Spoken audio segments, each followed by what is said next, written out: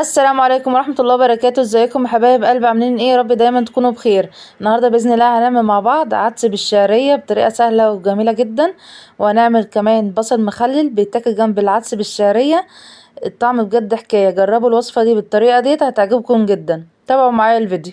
اول حاجه هنقول بسم الله. انا هنا معايا كوبايه من العدس الاصفر غسلاه كويس ومنقياه كويس، ومعايا بصلايه مقطعاها مكعبات، ومعايا 5 فصوص توم، ومعايا ورق لوري. ابتدي اول حاجه نعملها ان احنا نسلق العدس. انزل بالعدس في الحله عندي وانزل عليها بكوبايتين ميه كبار بالشكل ده، وانزل عليهم بالبصل، وانزل عليها بالورق اللوري وال5 فصوص الثوم، وانزل عليهم بنص معلقه من الكمون، وانزل عليهم بنص معلقه من الفلفل الاسود، واسيب العدس بتاعي ان هو يستوي معانا. وبعد كده نبتدي ان احنا نعمل البصله المخلله بتاعتنا.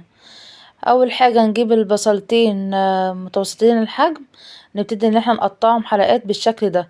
ما ننساش نصلي على سيدنا محمد ونقول اللهم صل وسلم وبارك على نبينا محمد وعلى اله واصحابه اجمعين. بعد ما قطعنا البصله بتاعتنا حلقات نبتدي ان احنا نفكها عن بعضها، وبعد كده نجيب نص كوبايه خل، معلقه صغيره ملح، معلقه صغيره فلفل اسود، معلقه صغيره بابريكا، معلقه صغيره كمون، ونقلبهم مع بعضيهم كده بالشكل ده، ونسيب البصله بتاعتنا على جنب. بجد جربوا الوصفة دي هتعجبكم جدا. خلاص العدس بتاعنا اتسلق، ونخلي بالنا ان العدس بتاعنا بيفور بسرعة على البوتاجاز. نبتدي ان احنا نضرب العدس بتاعنا في الخلاط او بالهاند بلندر، وبعد كده نبتدي ان احنا نحمر الشعرية بتاعتنا.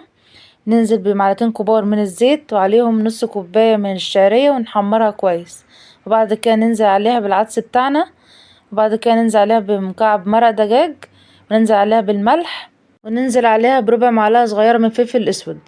وبعد كده هكون محضرة معايا معلقة صغيرة من الثوم مفروم ناعم، وابتدي ان انا احمرها بمعلقة صغيرة من السمنة بالشكل ده. واول ما التومة تصفر معانا ابتدي ان انا انزل عليها بالعدس بالشعرية بالشكل ده زي ما حضراتكم شايفين،